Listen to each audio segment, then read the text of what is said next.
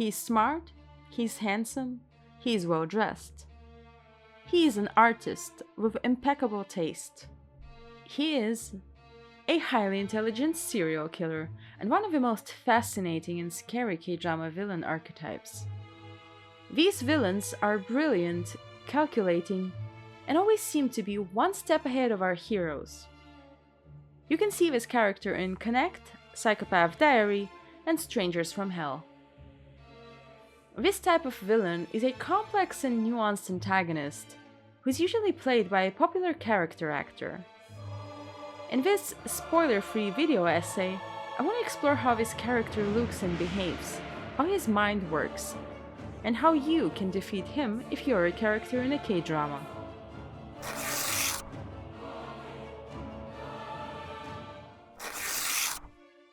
This villain is usually portrayed as exceptionally smart and highly educated. He has a well-paying job in a competitive industry. In all three of these K-dramas, the villains come from very different financial backgrounds. In Psychopath Diary, Soenu is a rich CEO of a conglomerate who grew up extremely privileged. In Connect, Jin-Sop works in an office and seems to be well off, judging by his fancy apartment. In Strangers from Hell, Moon-jo grew up in an orphanage but still managed to become a successful dentist with his own private practice. This character archetype is highly intelligent and determined, and always ends up with a prestigious and well-respected job, no matter whether he grew up poor or rich. He's a high achiever who somehow manages to simultaneously maintain a job he's good at and murder people in his free time. On top of that, this villain always looks impeccable.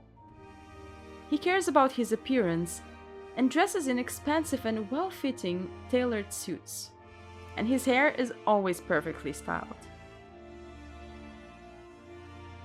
Even though murder is inherently dirty, he always looks clean. He gets away with murder because he's meticulous and careful, and always makes sure to clean the crime scene thoroughly. Gloves and an apron are a must-have accessory when he's killing people. This villain can often be seen carrying a stylish bag that contains a well-organized and curated collection of weapons. He thinks of himself as sophisticated. He likes drinking red wine, reading Franz Kafka, and of course, listening to classical music, because he has great taste. Speaking of taste, this serial killer often likes eating raw human meat and drinking blood. This character archetype is clearly based on Hannibal Lecter. The highly intelligent psychopath is not just murdering people. He thinks of himself as an artist. He has a philosophy, a grand idea that justifies his actions. His crime scenes and his trophies are a work of art. Jin-Sop from Connect, who is a talented artist, makes complex and intricate sculptures out of dead bodies, which look like impressive art installations. The villain in Strangers from Hell mentions multiple times that he's making art and not just murdering. For him, manipulating people is an art project. He also makes minimalist artisanal jewelry out of the teeth of his victims. This character always has a secret hideout room where he can work on his sinister plans. The villain in Connect has a whole warehouse where he can prepare the sculptures and torture his victims without being disturbed. The antagonist in Psychopath Diary has a secret room behind his bookcase where he keeps his favorite weapons and his trophies.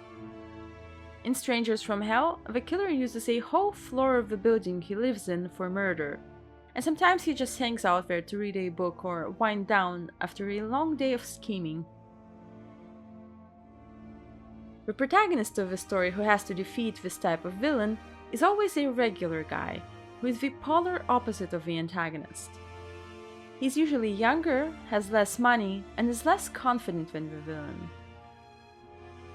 The serial killer always has a weird obsession with the protagonist, thinking they have a special connection. The relationship between the villain and the hero is weirdly intense with undeniable sexual tension. The villain is protective, but also violent towards the hero. He sees the protagonist as a kindred spirit who is the only person who can understand his twisted mind. In a way, the psychopath wants to connect with another human, just like regular people do.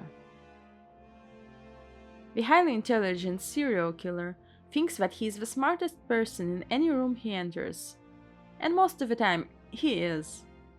For him, every interaction is a game of chess. He's good at reading people and predicting the opponent's next move. Ultimately, his overconfidence is also his weak point. He's genuinely surprised if someone manages to get the upper hand. The idea that someone else could outsmart him with his own tricks doesn't even cross his mind. The main character can defeat him by embracing his own evil side. The hero has to get into the killer's mind and think like a villain to win against the psychopath in the final fight.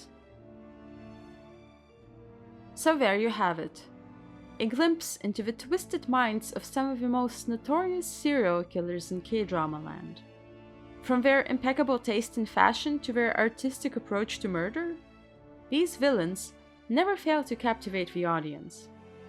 I'm already working on upcoming videos analyzing other villain archetypes, so let me know in the comments what your favorite villain is. And in the meantime, you can watch my video essay about Strangers from Hell.